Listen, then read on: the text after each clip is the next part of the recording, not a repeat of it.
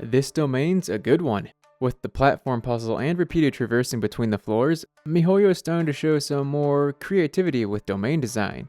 But we're here to see what lies beyond the intended play area, so let's just get right to it. The whole place is surrounded by floating mountainous structures. We're able to see this once at the platform puzzle. Additionally, stone torii stand tall in the background, each farther back and higher than the previous. Waterfalls are here and there, and if we look up, we can see that the cliffs they fall from reach so high into the sky that the line separating them becomes indistinguishable. Like many Inazuma domains, these mountainous structures can be climbed. It's a blessing that makes navigating out here much simpler, especially with the many nooks on which to rest and rebuild stamina. I do wonder though how we're able to climb some of these walls. At times, Xiao here is scaling a wall angled at 120 degrees. Gravity to fire coming in clutch, I suppose. The waterfalls are lies. Whereas some domains like Xingling or Itto Story Domains have actual water physics in their background waterfalls, this domain doesn't. The wooden structures towards the back of the domain can be walked on. Unlike the cliffs, these can't be climbed normally.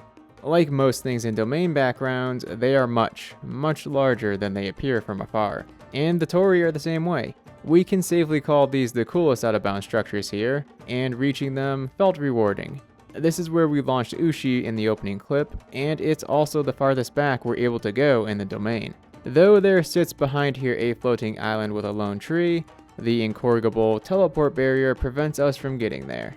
Before we move on to breaking this domain, we have one more place we need to reach, and thus we begin our climb to see just how tall these mountains are. Because of the quest marker, we'll be able to measure the height. Well, that's 600 and counting. It's starting to look a lot like the Call of the Abyss domain. Oh, the top of the cliff?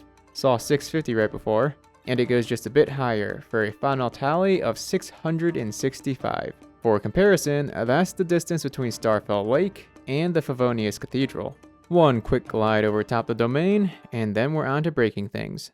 Perhaps, unsurprisingly, things were already broken at this point. A lot of the levers were skipped over and the quest markers jumped about out of order. We've seen in Child's domain how this never leads to a good result, but let's press on despite the looming notion of an incompletable domain. Getting straight to the main event, we're going to take out the boss without ever entering the room. It might look like we can just jump down there for a scrap, or perhaps ambush them with Klee, but there's an invisible ceiling preventing that. So we work from below the room, first drawing their aggro by detonating Keqing's skill, and then leading them to the wall. It's a DPS race at this point, as they can and will become uninterested, wander back to their starting points, and fully heal. But Xiao's burst cleans up the lot, and Nogata goes down. And that's about it. Nothing special happens, and the room remains sealed. That said, by backtracking and flipping the levers in the intended order, the room will open. Entering it gets us nothing but Itto shouting to nobody that the jig is up, with no way to progress further. Yeah, the whole hideout is rigged with explosives and ready to blow! You're gonna blow this whole place up? Yay! Thanks for tuning in. If you enjoyed this tour around the outskirts of Itto's story domain, then you may also enjoy the many other out-of-bounds and domains covered on the channel. There's also a bit of lore and stuff, and an occasional game-breaking experiment. This is Moosashi, signing off. Till next time!